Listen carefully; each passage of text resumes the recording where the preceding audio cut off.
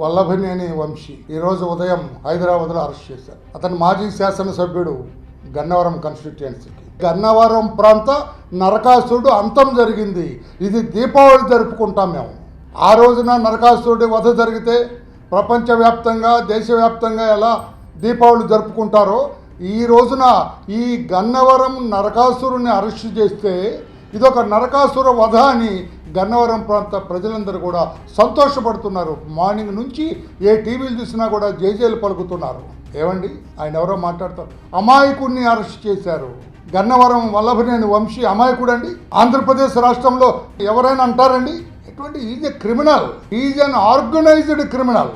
వల్లభనేని వంశీ అనే అతను organized criminal. అతను నేను పోలీసు భాషలో చెబుతున్నా, ఏ సైలెంట్ కిల్లర్.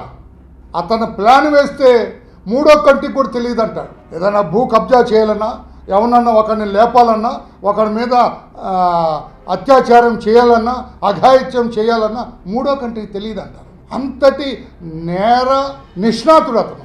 నేరం చేయటంలో నిష్ణాతుడు అతను.